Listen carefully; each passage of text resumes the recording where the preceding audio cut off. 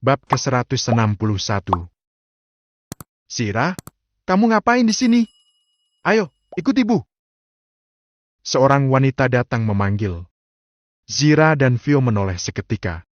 Namun, Vio kembali menunduk setelah menatap wajah wanita itu. Zira mau beli baju itu, Bu. Anak perempuan berusia 8 tahun itu menunjuk sebuah gaun cantik yang terpasang pada maneken. Ibunya menghela napas melihat harga yang tertera. Itu harganya mahal banget, Zira. Uang ibu nggak cukup. Tapi Zira maunya yang itu. Aduh, Zira. Kita beli di toko lain aja. Di sini semua baju itu mahal, di toko sebelah lebih murah dan kamu bisa dapat 2 tahu. Sekali lagi wanita itu membujuk, namun tak kunjung meluluhkan putrinya. Kalau mahal, kenapa Vio bisa belanja di sini?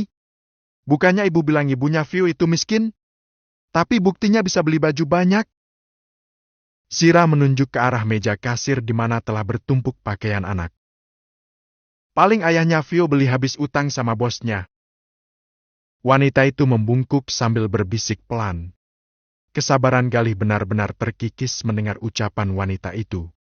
Sejenak ia meninggalkan meja kasir dan menghampiri putrinya yang masih diam mematung di tempat duduknya. Ada Vio sama ayah barunya. Lagi ngeborong, nih. Tanya wanita itu, mendadak ramah. Sudut bibir Galih melengkungkan senyum. Tidak, Bu, kebetulan dapat voucher belanja dari bos. Sayang kalau tidak terpakai. Iya, kasihan Vio. Bajunya sudah sobek semua. Kadang saya mau kasih baju bekas Zira tapi takut ibunya tersinggung. Terima kasih, Bu. Balas Galih, masih dengan sikap santai. Wanita itu menarik pengelangan tangan putrinya. Ayo Zira, belanja di toko sebelah aja sama ibu. Lagi pula baju di sini jelek-jelek tapi mahal. Kalau di sebelah, sudah murah, bagus lagi. Tapi Zira mau di sini, Bu. Udah jangan ngelawan. Ayo, ikut ibu. Ia melotot galak, membuat Zira terdiam dengan mata berkaca-kaca. Mari, Pak Galih. Saya duluan. Silakan, Bu. Belanja gratisan pakai voucher aja sok-sokan. Wanita itu sudah melangkah sambil menggerutu pelan, namun masih dapat tertangkap oleh pendengaran Galih. Beberapa kali Zira tampak memberontak dan menangis. Zira mau baju itu, Bu. Ucapnya memohon. Sudah diam, Zira. Ibu cubit, nih. Tapi Vio bisa beli baju banyak di toko ini, kenapa Zira nggak boleh? Dengar ya, Zira. Ayahnya Vio itu utang sama bosnya. Mana sanggup beli baju sebanyak itu? Ayah kamu aja yang kerjanya bagus, nggak bisa beliin kamu baju di toko itu. Apalagi ayahnya Vio yang cuma buruh bangunan. Galih terdiam. Ia melirik Vio yang masih menunduk. Kemudian berjongkok dan membelai puncak kepala putrinya sambil tersenyum. Melihat kesedihan yang memancar di wajah Vio membuat jantungnya terasa diremas. Di hadapannya sendiri ia melihat dan mendengar bagaimana putrinya dihina. Bahkan tetangga hanya menilai mereka dari segi materi. Sudah, jangan sedih. Kan ada ayah di sini. Bujuknya seraya memeluk tubuh mungil itu. Memangnya Vio sering digituin sama tetangga? Vio memilih diam. Ia tidak memiliki keberanian untuk mengadu pada sang ayah. Gak apa-apa, sayang. Orangnya sudah pergi, kok. Gak ada yang akan marahin Vio di sini. Gadis kecil itu memberanikan mendongak untuk menatap sang ayah. Apalagi saat mendapat pelukan hangat, membuat seluruh ketakutan yang tadi ia rasakan sirna seketika. Vio sering dimarahin sama ibunya Zira. Kalau main ke rumahnya disuruh pulang.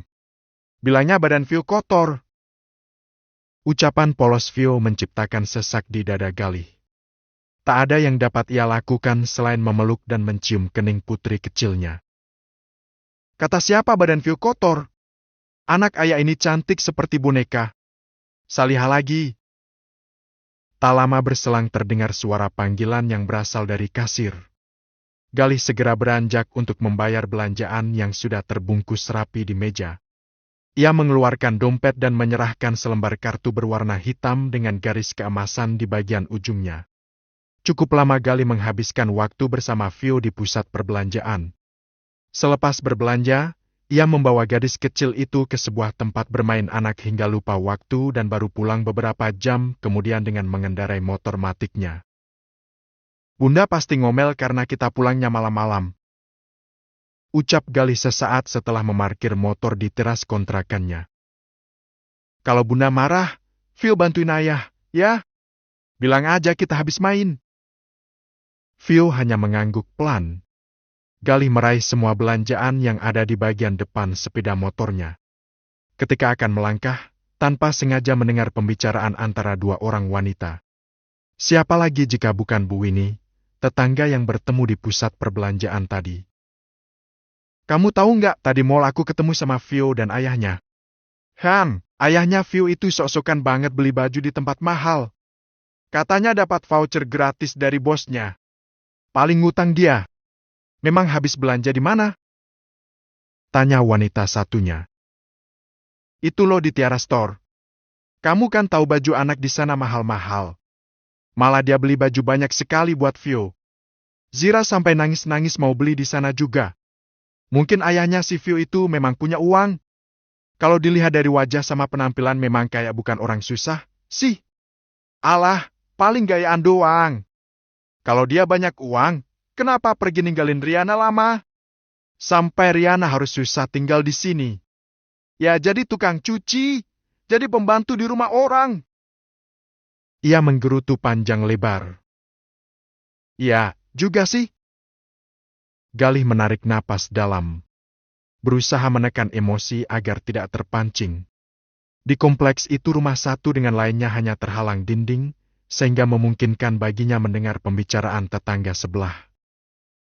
Kita semua kan tahu sesusah apa hidupnya Riana saat baru tinggal di sini. Hamil dan ngelahirin anak sendirian. Vio itu 3 minggu saat Riana datang minta kerjaan ke saya. Coba kalau saya nggak kasihan, mana mungkin mau ngasih dia kerjaan cuci baju. Itu juga kerjaan dia nggak beres. Cuci baju nggak bersih. Maklumlah, Bu, waktu itu Riana baru melahirkan. Tenaganya belum pulih sepenuhnya. Saya malah kasihan loh sama dia waktu itu. Pas lahiran cuma Iren yang bantu. Tapi kan saya tetap ngeluarin uang buat bayar dia nyuci. Akhirnya terpaksa saya potong ongkos cucinya. Ya gimana? Daripada nggak bersih. Dia itu dulu sering mau pinjam uang sama saya kalau anaknya sakit. Tapi saya nggak kasih. Takut nggak diganti. Sepasang mata Galih terpejam membayangkan kesulitan yang dijalani Riana kala itu.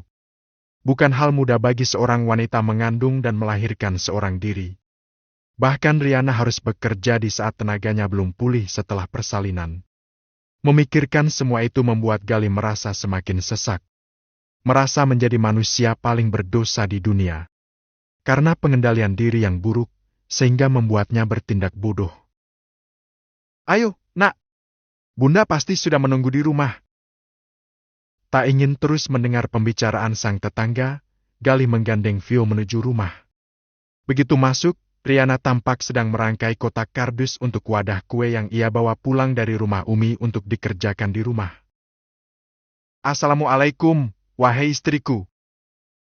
Ucapnya sambil tersenyum. Waalaikumsalam. Kenapa pulangnya lama?